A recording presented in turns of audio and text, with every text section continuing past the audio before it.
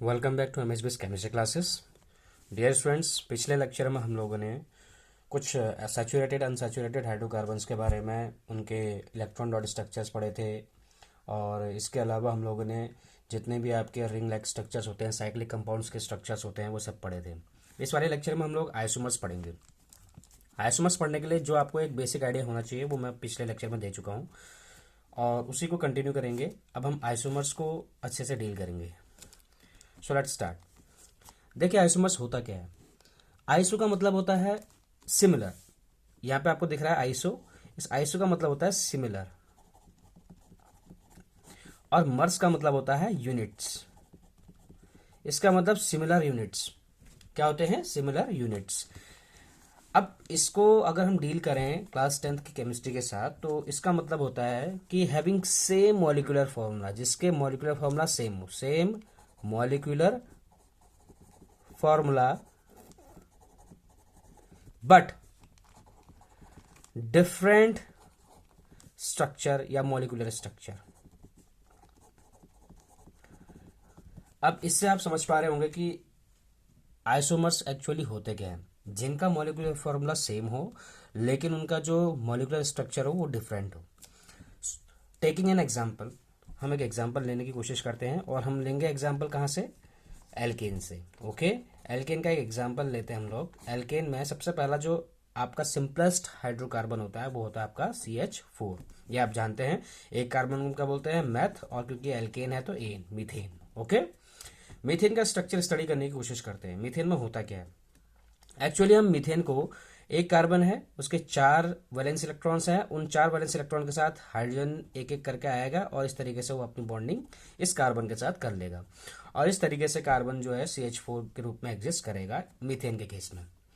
इसके अलावा हम CH4 को और कोई दूसरा रूप नहीं है जिसमें हम इसको लिख सकते हैं, क्योंकि कार्बन को सिर्फ एक कार्बन है जिसको इसी तरीके से लिखा जा सकता है। इसीलिए हम ये कहते हैं कि CH4 मीन्स एक कार्बन का जो आपका एल्केन होता है उसका आइसोमर पॉसिबल नहीं है। ओके, इसी तरीके से अगर हम दूसरा कार्बन लेते हैं, जैसे 2 कार्बन का C2H6। अब आप सोच रहे होंगे ये चीज है क्या? C2H6 का मतलब होता है 2 कार्बन है आपके पास और 6 हाइड्रोजन, का मतलब क्या? 3 हाइड्रोजन इसके पास है और 3 हाइड्रोजन इसके पास है। बेसिकली ये आपका क्या है? 2 कार्बन को हम बोलते हैं एथ, और क्योंकि ये दोनों कार्बन के बीच में सिंगल बॉन्ड है तो एन, तो ये हो गया आपका इथेन। ओके, ये एक इथेन मॉलिक्यूल है। अब इस इथेन मॉलिक्यूल को आप कैसे बना सकते हैं? आपने क्या किया? 2 कार्बन ले ले इस तरीके से। अब मैं यहाँ पे हाइड्रोजन शो नहीं करूंगा, आपको अंडरस्टूड है कि हाइड्रोजन लगा होगा। ओके, जैसे कार्बन के पास एक बॉन्ड बन गया यहाँ पे, इस कार्बन की एक वैलेंसी पूरी हो चुकी है तो इसकी 4 वैलेंसीज पूरी होनी जरूरी है। तो 2 3 4 मतलब 3 हाइड्रोजन यहाँ लगेंगे। इसी तरीके से एक इस कार्बन की एक वैलेंसी पूरी हो चुकी है तो 2 3 4, तो 3 हाइड्रोजन यहाँ लगेंगे, तो 3 और 3 6 हाइड्रोजन कंप्लीट हो जाएंगे। तो यहाँ पे हाइड्रोजन नहीं लगाएंगे क्योंकि मैश हो जाएगा। ओके, आप कार्बन और कार्बन को इस तरीके से लिख सकते हैं, एक रूप ये है, या आप कार्बन और कार्बन को इस तरीके से लिख सकते हैं। ओके, अब आप सोच रहे हैं इन दोनों का स्ट्रक्चर डिफरेंट है। दोनों का स्ट्रक्चर डिफरेंट बिल्कुल नहीं है, दोनों का स्ट्रक्चर सेम है। वो कैसे?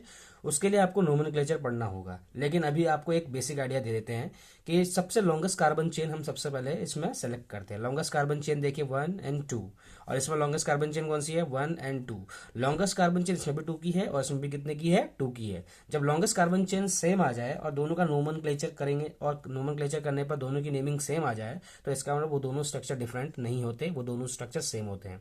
और जहां स्ट्रक्चर सेम होते हैं वो आइसोमर्स नहीं कहलाते हैं, क्योंकि स्ट्रक्चर्स डिफरेंट होंगे अगर, तभी जाके वो क्या कहलाएंगे? आइसोमर्स कहलाएंगे। ओके, अब हम तीसरे कार्बन को लेकर चलते हैं C3H8। आप जानते हैं 3 का डबल कितना होता है? 6, और 6 में 2 और जोड़ दिया तब जाके 8 आया है, तो इसका मतलब ये एक एल्केन होता है। ये आपको शॉर्ट ट्रिक बता रखा है मैंने प्रीवियस लेक्चर में, आप उसको देख लें किस तरीके से हम फाइंड आउट करते हैं किसी फॉर्मूले को देखते हुए, whether it is alkane, alkene और एल्काइन। ओके, तो C3H8 जो होता है उसको आप कैसे लिख सकते हैं? इसका 3 कार्बन है, 1 2 3 कार्बन आपने बना दिया। ओके, उसके बाद आप देखेंगे कि 8 हाइड्रोजन है, तो कैसे लगाएंगे? 3 हाइड्रोजन यहाँ लग जाएंगे, 3 हाइड्रोजन यहाँ लग जाएंगे, और बीच में कितने हाइड्रोजन लग जाएंगे? 2 हाइड्रोजन। देखिए कैसे, इसी को मैं, ये आपका कंडेंस फॉर्म है, इसको अब मैं ब्रांचिंग में दिखाने की कोशिश करता हूं आपको। देखिए कैसे, 2 हाइड्रोजन इसके पास लगेंगे, 3 हाइड्रोजन इसके पास लगेंगे और 3 हाइड्रोजन इसके पास। तो इस कार्बन की जो वैलेंसी थी एक यहाँ पे पूरी होगी, 2 3 4। ओके, इस कार्बन की एक और दो वैलेंसी पूरी हो चुकी थी, तीन चार, चार चार वैलेंसी सभी की पूरी करनी है हमें। इस कार्बन की एक वैलेंसी यहाँ पूरी हो चुकी थी, दो तीन चार, ओके। और इसी वजह से हम लोगों ने यहाँ पे क्या लगाया है, इनके हाइड्रोजन प्लेस किया है, ओके। तो इस तरीके से पहला तो हम इस तरीके से इसको लिख सकते हैं। दूसरा हम कैसे लिख सकते हैं इसको, एक दो और इधर को कर दीजिए तीन। मतलब आप सिमिलर स्ट्रक्चर ना बनाने की कोशिश करें, डिफरेंट स्ट्रक्चर बनाने की कोशिश करें। आप चाहे ऐसे लिख सकते हैं, चाहे ऐसे, या आप सोच रहे होंगे कि मैं इसको ऐसे लिखता हूं फिर ऐसे लिख लेता हूं, इसको ऐसे लिख लेते हैं। अगर आप तीनों के स्ट्रक्चर को देखेंगे तो लॉन्गेस्ट कार्बन चेन मैंने आपको बताया था 1 2 3, थ्री की जो है सबसे लॉन्गेस्ट कार्बन चेन आ रही है। इसमें कौन सा है सबसे लॉन्गेस्ट कार्बन चेन, तीन कार्बन की सबसे longest carbon chain, 1 2 and 3 without breaking. Carbon chain को बिना ब्रेक किए हुए अगर आप लॉन्गेस्ट कार्बन चेन ढूंढेंगे तो इसमें तीन कार्बन की सबसे लॉन्गेस्ट कार्बन चेन दिख रही है आपको। इसी तरीके से इस वाले में भी आपको सबसे लॉन्गेस्ट कार्बन चेन कितने की दिख रही है, 1 2 एंड 3। तीनों में तीन तीन की carbon chain longest carbon chain है, तो इस तीन को हम क्या बोलते हैं, प्रॉप। और क्योंकि इन तीनों के बीच में, तीनों कार्बन के बीच में सिंगल सिंगल बॉन्ड है तो एन, प्रोपेन। इसका मतलब प्रोपेन का भी आपका आइसोमर पॉसिबल नहीं है। और आइसोमर पॉसिबल तभी होता है जब स्ट्रक्चर डिफरेंट होता है। यहाँ पे तो स्ट्रक्चर कैसे हैं, सिमिलर है। आप कैसे भी बनाने की कोशिश करें। टेकिंग अनदर एग्जाम्पल, यह आपका पहला एग्जाम्पल था, यह आपका दूसरा एग्जाम्पल, यह आपका तीसरा एग्जाम्पल। अब हम लेते हैं चौथा, ओके। C4H10, देखिए 4 का डबल 8 और 8 में 2 प्लस ऐड किया तो ये हो गया आपका 10। इसका मतलब ये भी एक एल्केन है। आप जानते हैं इसको कैसे बना सकते हैं हम लोग, 1 2 3 4। देखिए पहला कार्बन तो हमारा इस तरीके से बन गया। इसका एक हाइड्रोकार्बन जो बनाना चाहते थे हम लोग, पहला कार्बन इस तरीके से बन गया। चार कार्बन की चेन एक लीनियर चेन बन गई है। इसको आप काउंट करेंगे तो लॉन्गेस्ट कार्बन चेन आपको कितने की मिलेगी, चार की। चार को हम क्या बोलते हैं, ब्यूट। और क्योंकि सभी के बीच में सिंगल बॉन्ड है तो क्या बोलेंगे, ब्यूटेन, ओके। इसके बाद हम दूसरा स्ट्रक्चर कैसे बना सकते हैं इसका, हम क्या करते हैं, दूसरा स्ट्रक्चर बनाने के लिए हमेशा एक एक कार्बन की चेन को कम करते जाइए और उसको ब्रांचिंग के रूप में लगा दीजिए। जैसे आप चार कार्बन की चेन पहले थी, अब इसको क्या कीजिए, आप तीन कार्बन की चेन बना दीजिए। एक एक कार्बन को कम करते रहिए और जिस कार्बन को आपने कम किया है उसको ब्रांचिंग में डाल दीजिए। अगर आप इस ब्रांचिंग में डालने की कोशिश करेंगे तो ये लॉन्गेस्ट कार्बन चेन इस तरीके से हो जाएगी। तो 1 2 3 4 ये सिमिलर स्ट्रक्चर आएगा। इसका मतलब ये दोनों सेम है, चाहे इसको ऐसे लिखो चाहे इसको ऐसे लिखो। तो ये कोई दूसरा स्ट्रक्चर नहीं है। लेकिन अगर ऐसा किया जाए, 1 2 3, और जो चौथा कार्बन आपने हटाया है उसको आप चाहे बीच वाले कार्बन में ऊपर की ओर लगाएं चाहे नीचे की ओर लगाएं, मतलब एक ही है। तो आपने जैसे ऊपर की ओर लगा दिया तो इस तरीके से लॉन्गेस्ट कार्बन चेन अब आपकी सिर्फ तीन कार्बन की रह गई। इसका मतलब अगर ये ब्यूटेन था, ये ब्यूटेन था, तो इसका मतलब ये कैसा है, यह है आपका तीन कार्बन की चेन को बोलते हैं हम प्रॉप। और क्योंकि जानते हैं सभी के बीच में सिंगल बॉन्ड है तो एन, और हम जानते हैं सेकंड कार्बन पे एक कार्बन ग्रुप जुड़ा हुआ है। कार्बन ग्रुप का मतलब हो गया कि यहाँ पर CH3 ग्रुप जुड़ा हुआ है। और CH3 ग्रुप को हम बोलते हैं मिथाइल ग्रुप। क्या बोलते हैं, CH3 ग्रुप को हम क्या बोलेंगे बेटा, मिथाइल ग्रुप कहेंगे, ओके। जब हम नोमेनक्लेचरिंग पढ़ेंगे तब आपको ये अच्छे से डिटेल में बताया जाएगा। अभी के लिए आप इतना समझ लिए कि अगर जिस कार्बन के साथ CH3 ग्रुप जुड़ा होता है उसको मिथाइल बोलते हैं। जिस कार्बन के साथ CH2 CH3 ग्रुप पूरा ये जुड़ा होगा, या इसको हम सीधा लिखते हैं C2H5, तो इसको हम क्या बोलते हैं, इथाइल, ओके। YL ग्रुप लग जाता है, इथाइल मिथाइल इस तरीके से। तो सेकंड कार्बन पे एक कार्बन जुड़ा हुआ है, मीन CH3 वाला ग्रुप जुड़ा हुआ है, इसको हम बोलेंगे मिथाइल। तो कौन से कार्बन पे है, 2 पर मिथाइल, 2 मिथाइल प्रोपेन, ओके। ये इसका नाम हो जाएगा। देखिए इसका नाम क्या था, ब्यूटेन, और इसका नाम क्या था, 2 मिथाइल प्रोपेन। तो इसको आप अच्छे से हम यहाँ पे ड्रॉ करने की कोशिश करते हैं। पहला हमारा कौन सा बना था, 1 2 3 4, यह आपका लॉन्गेस्ट कार्बन चेन इसी तरीके से हो गया था। और दूसरा हमारा क्या बना था, 1 2 3 और एक यहाँ पे 4, इस तरीके से बना था। अभी आप लोगों ने जो नाम देखा सॉरी, अभी जो आप लोगों ने नाम देखा यहाँ पे, ये आपका IUPAC नेमिंग थी। ये जो दिख रही है आपको नेमिंग, वो IUPAC नेमिंग है, और जिसको अब आगे पढ़ेंगे, क्लियर। अभी यहाँ पर आपको क्या सीखना है, यहाँ पर आपको ये चीज समझना है कि अब यहाँ पर एक कॉमन नेम भी होता है। क्या बोलते हैं बेटा, कॉमन नेम। कॉमन नेम जैसे घर का नाम हमारा कॉमन नेम, और IUPAC नेम जो हमारे स्कूल में हमारा नाम चलता है। हमारे स्कूल में जो नाम होता है वो इंटरनेशनली एक्सेप्टेड होता है, इसीलिए IUPAC जो होता है वो international union of pure and applied chemistry, इसीलिए इसका नाम दिया जाता है, क्योंकि वो देश विदेश में विख्यात होता है ये नाम। और कॉमन नेम होता है जिसको हम लोग कॉमन नेम से जाना जाता है, लोकल में नाम जो जाने जाते हैं, ओके। तो इसका जो कॉमन नेम होगा वो कैसे लिखा जाएगा, यदि आपके पास ये पूरे कार्बन की चेन आपको दी गई है, इस पूरे कार्बन की चेन में यदि आपको इस कार्बन को स्टडी करना है तो आप देखिए कैसे स्टडी कर सकते हैं। वो कार्बन देखिए इसको CH3 के साथ इसको ऐड करते हैं, ये CH2 हो जाएगा, ये आपका CH2 हो जाएगा, ये आपका CH3 हो जाएगा। देखिए ये जो कार्बन है ये डायरेक्टली कितने कार्बन से एडेड है, ये सिर्फ एक कार्बन से एडेड है। ये कार्बन जो डायरेक्टली एडेड है, डायरेक्टली ज्वाइंट है, वो सिर्फ एक ही कार्बन से ज्वाइन है, ना कि इन कार्बन से। ओके, तो इसका मतलब ये कार्बन कहलाएगा 1 degree, means this carbon is known as primary carbon. Okay, इसको हम क्या बोलेंगे, प्राइमरी कार्बन बोलेंगे। इसी तरीके से ये कार्बन जो होगा, ये वाला कार्बन की बात करते हैं, इस कार्बन की जो लिंकिंग है वो दो जगह से, एक ये और एक इधर से, मींस एक इस कार्बन से जुड़ा है और एक इस कार्बन से जुड़ा हुआ है, डायरेक्टली अटैच है। और डायरेक्टली अटैच होने की वजह, दो जगह से होने की वजह से कौन सा डिग्री हो जाएगा, 2 डिग्री, और जिसको हम क्या बोलेंगे, सेकेंडरी कार्बन बोलेंगे। क्या बोलेंगे बेटा, सेकेंडरी कार्बन। ओके, इसी तरीके से अगर इस कार्बन की स्टडी करेंगे तो ये कार्बन जो है, हम सिर्फ कार्बन की बात कर रहे हैं, हम हाइड्रोजन की बात बिल्कुल नहीं कर रहे। ओके, यहाँ पे कार्बन जो है ये वाला, वो कितने से डायरेक्टली अटैच्ड है, एक इस कार्बन से अटैच्ड है और एक इस कार्बन से अटैच्ड है, इस कार्बन से और एक इस कार्बन से। तो इसका मतलब ये भी कितना डिग्री कार्बन हो जाएगा आपका, 2 डिग्री कार्बन। इसी तरीके से इस कार्बन की स्टडी करेंगे तो ये डायरेक्टली सिर्फ एक कार्बन से अटैच है, वो ये वाला कार्बन है, इसका मतलब ये कितने डिग्री कार्बन हो गया, 1 डिग्री कार्बन। अब आपको समझ में आ गया कि प्राइमरी कार्बन और सेकेंडरी कार्बन क्या होते हैं। आपने यहां पर देखा सॉरी, आपने यहां पर देखा कि पूरी कार्बन की चेन में या तो प्राइमरी कार्बन ही दिखा आपको, या तो सेकेंडरी कार्बन दिखा। जब आपको ऐसा कोई भी कार्बन की चेन आपको मिलती है जहां पर या तो प्राइमरी या तो सेकेंडरी कार्बन की ही चेन मिले, तो ऐसी चेन को हम बोलते हैं एन। एन का मतलब यहां पर होता है नॉर्मल। ओके, नॉर्मल चेन है वो पूरी की पूरी। तो इसका नाम कैसे हो जाएगा, इसका नाम हम दे सकते हैं, ये ब्यूटेन था। ओके, पूरे कार्बन की चेन को काउंट करते हैं कॉमन नेम में, तो पूरे कार्बन की चेन कितनी है, 1 2 3 4। ओके, तो ये हो जाएगा, 4 को हम ब्यूट बोलते हैं, सभी में सिंगल बॉन्ड था तो एन हो गया, ब्यूटेन। और इसके आगे हम लगा देंगे एन। एन का मतलब क्या है, नॉर्मल। तो नॉर्मल ब्यूटेन बोलते ही, एन ब्यूटेन बोलते ही आपको ये ध्यान में आना चाहिए कि हमें ऐसी एक कार्बन की चेन बनानी है जिसमें सभी कार्बन की जो चेन होगी वो एक लीनियर में होगी और जिसमें सिर्फ प्राइमरी या सेकेंडरी कार्बन ही एग्जिस्ट करेंगे। ओके, तो नॉर्मल ब्यूटेन इसका एक पहला क्या हो गया, आइसोमर हो गया। दूसरा आइसोमर कैसे बन गया इसका, देखो ये रहा आइसोमर का मतलब आपको क्या बताया। आप इसका फॉर्मूला और इसका फॉर्मूला निकालने की कोशिश करेंगे तो फॉर्मूला दोनों का कैसा आएगा, सेम आएगा। आप निकालने की कोशिश करें, 1 2 3 4, C4H कितने हैं, 3 3 6 और 3 9 और 1 10, C4H10 आ गया। C4H10 देखिए हम लोग C4H10 पढ़ रहे थे, इसमें कोशिश करते हैं, 3 3 6 7 8 और 9 10, हाइड्रोजन 10 हो चुके हैं और कार्बन 1 2 3 4, कार्बन कितने हैं, 4। इसका भी C4H10 फॉर्मूला है, इसका भी C4H10 फॉर्मूला है, लेकिन दोनों के स्ट्रक्चर्स कैसे हैं, डिफरेंट। और ये स्ट्रक्चर डिफरेंट कैसे हुए, हमने देखा कि नेमिंग की वजह से उनके, और नेमिंग की वजह से अगर आपको नेमिंग इस वक्त नहीं भी आते हैं तो आप एक चीज को हमेशा ध्यान में रखिए, यदि कार्बन की जो लॉन्गेस्ट कार्बन चेन होती है अगर उसमें कमी आ जाए या उसमें डिफरेंस आ जाए तो भी वो क्या हो जाता है, डिफरेंट स्ट्रक्चर हो जाता है। क्लियर, तो आपको इतनी बातें समझ में आ गई है। अब इसमें देखते हैं, इसमें ये जो कार्बन है वो कितना डिग्री है आप बता सकते हैं। ये कार्बन डायरेक्टली किस कार्बन से जुड़ा है, सिर्फ इस कार्बन से जुड़ा है, अदर कार्बन से नहीं जुड़ा। तो इसका मतलब ये कार्बन एक ही कार्बन से जुड़ा है, तो इसका मतलब ये कितना डिग्री हो गया, 1 डिग्री कार्बन। इसी तरीके से ये कार्बन डायरेक्टली सिर्फ इस कार्बन जुड़ा है तो ये भी कितना हो गया, 1 डिग्री कार्बन।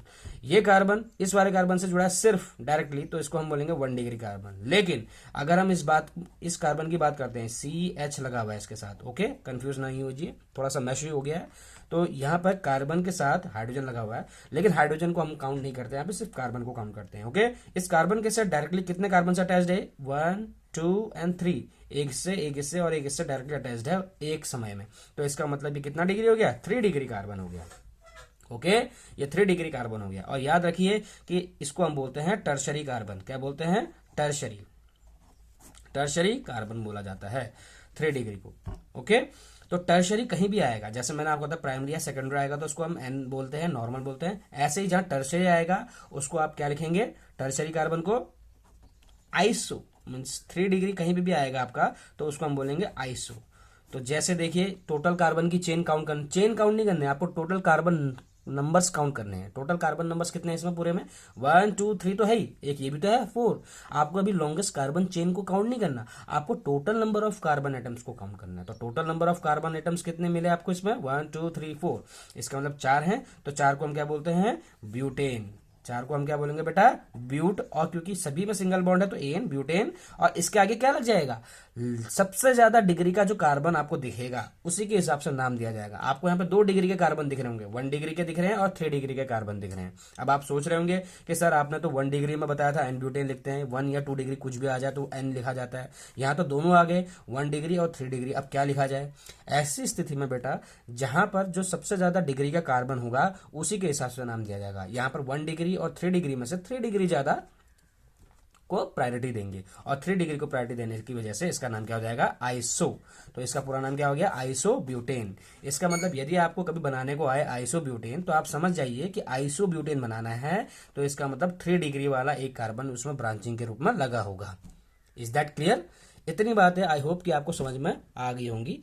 और अब इसको आगे कंटिन्यू करते हैं। आपने C4 एस्टेन के बारे में पढ़ लिया। इसका मतलब अगर आपसे कोई बोले ब्यूटेन जो होता है उससे कितने आइसोमर पॉसिबल है, तो इसके आपके 2 आइसोमर पॉसिबल है। एक है आपका एन ब्यूटेन, ओके, और एक है आपका आइसो ब्यूटेन, ओके बेटा। इसके बाद हम लोगों ने 4 कार्बन पढ़ लिए हैं, अभी हम लोगों को 5वें कार्बन के बारे में पढ़ना है। आई होप कि आपको समझ में आ रहा होगा।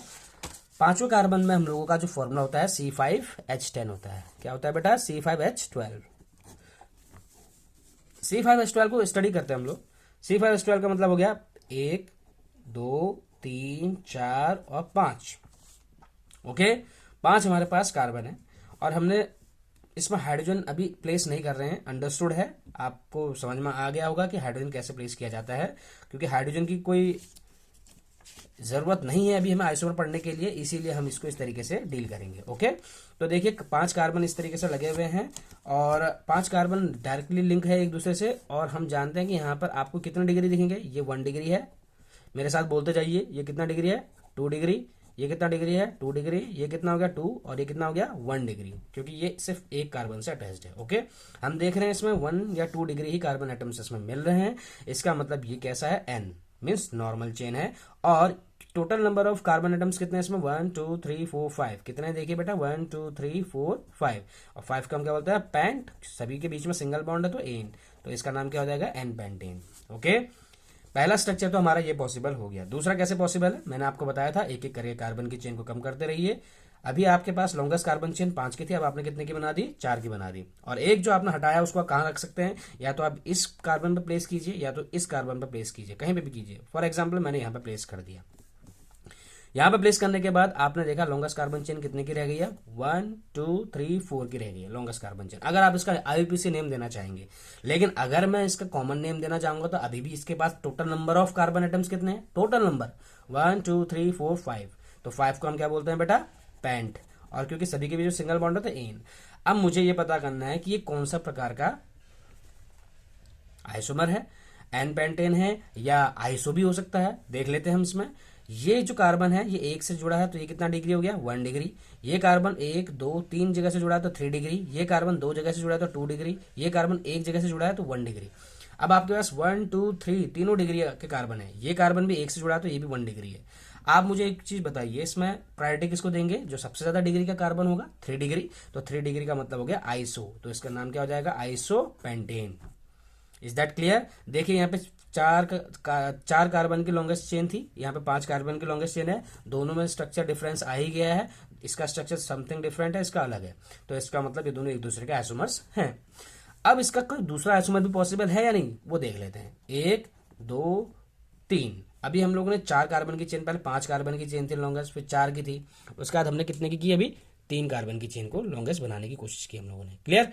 अब आप कोशिश करें कि इसको, अब बाकी जो 2 रह गए उसको एक को यहाँ रखिए, एक को यहाँ लिख दीजिए। क्लियर।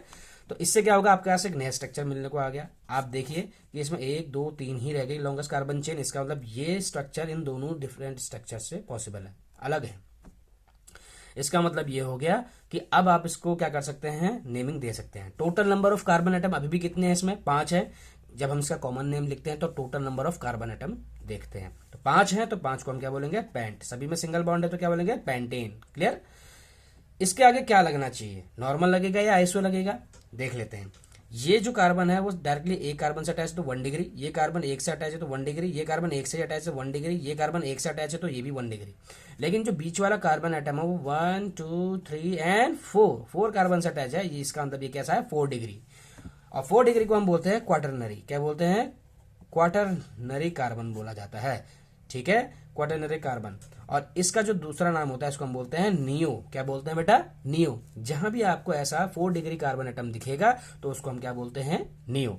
तो नियो इसके आगे लग जाएगा, क्योंकि हम जानते हैं 1 डिग्री और 4 डिग्री में प्रायोरिटी किसको देंगे? ज्यादा डिग्री वाले कार्बन एटम्स को प्रायोरिटी मिलेगी। और जब ज्यादा डिग्री वाले एटम को प्रायोरिटी मिलेगी तो उसका नाम यहाँ आ जाएगा और इसका नाम हो जाएगा नियो पेंटेन।